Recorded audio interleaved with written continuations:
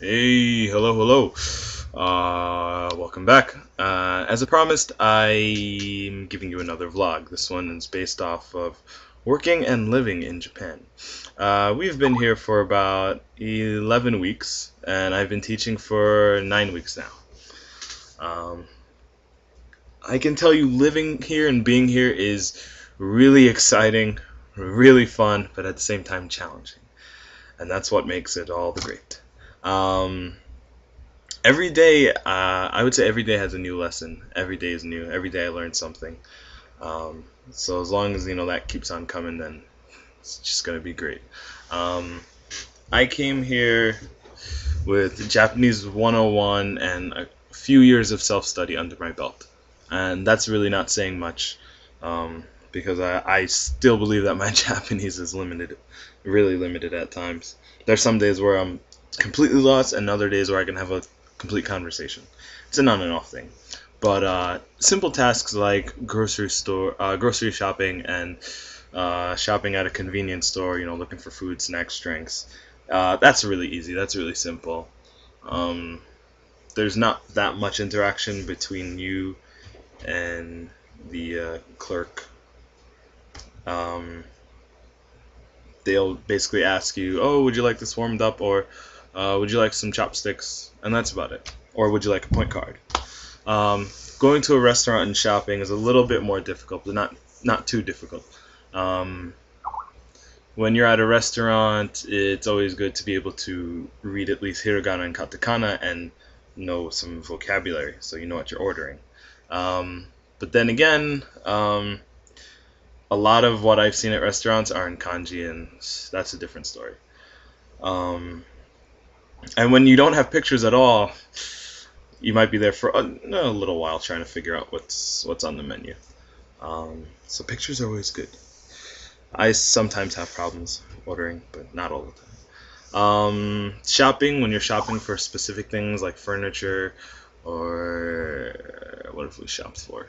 Furniture, electronics. You might want something specific color, specific design, specific performance, and you would need to know how to be able to ask for that. So, like I said, a little bit difficult, not too difficult. Um, Getting contracts and subscriptions and signing up for things like cell phones can take 2 hours, 2 long hours where you're physically tired by the end of the transaction. Yes, ours took 2 hours, and it was a complete headache, and it was just 2 long hours of being lost, and until they called the English hotline, and still it took long. So that may be really difficult if you don't know much. Um, Also, telephone conversations are difficult because you are not obviously able to see the person.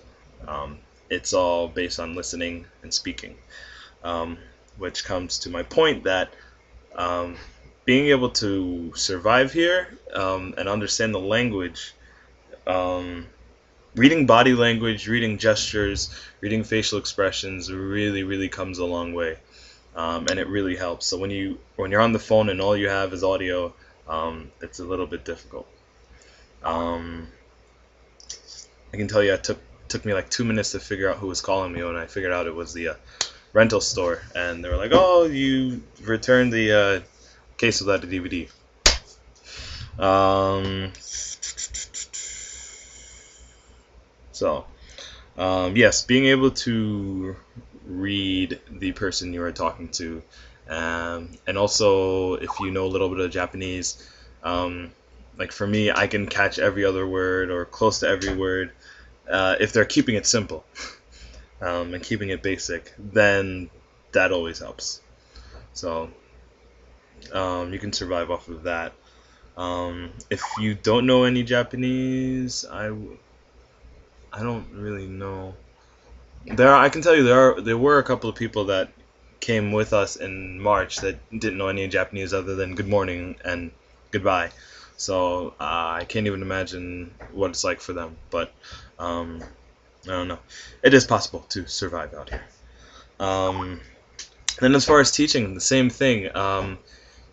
Doing visual aids, like flashcards and being animated For example, with my first graders, I run up to them and I'm like, hello, goodbye, and I leave the room. I just storm out of the room. Or I run to the blackboard and I face the blackboard as if I'm not there. So just being really animated, really visual, really comes a long way. Repeating yourself, just drilling and drilling and drilling. I had a few questions of, isn't teaching English based on translation? Translation, being able to translate is effective, but it's not necessary at times. Not always necessary. And if you aren't able to translate, the teacher's always there to help out, because every teacher knows at least basic English, and if they don't, they're at least following along to your lesson and they're able to understand you better than the kids are. And then every so often you get a kid that actually teaches or actually practices and speaks English outside of the classroom and outside of school, so they know English pretty well and they'll translate for the rest of the class. That's always fun. But being able to speak Japanese does come a long way, especially for the schools and the BOE. I can tell you my BOE, they Googled me, by the way. When I met with them, they're like, oh, we found you on the internet and we saw you did this at your school. And I was like, really? That was kind of weird, but at the same time, the schools and the Board of Education, they were really relieved to learn that I can at least speak this much Japanese. So, and they were really relieved. So that comes a long way. But like I said, repeating, drilling, and doing games with the kids to reinforce, even doing songs every so often. Not every so often, I try to do them every lesson. But I usually do a review of the last lesson. I introduce the new lesson. We practice the new vocab and new phrases.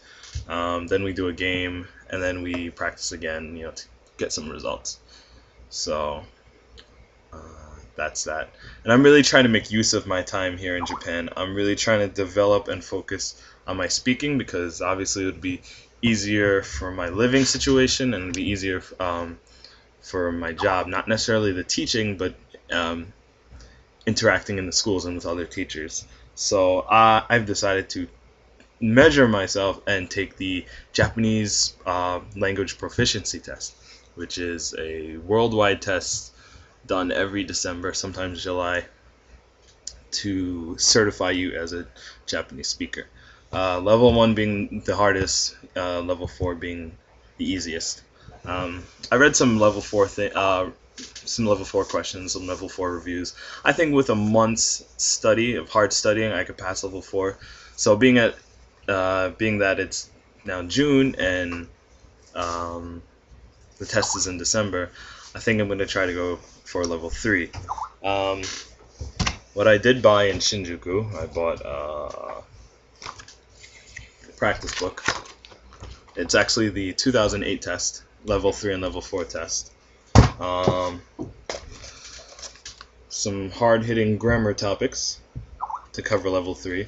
A lot of things that I've actually never seen, so that's going to be fun to study with.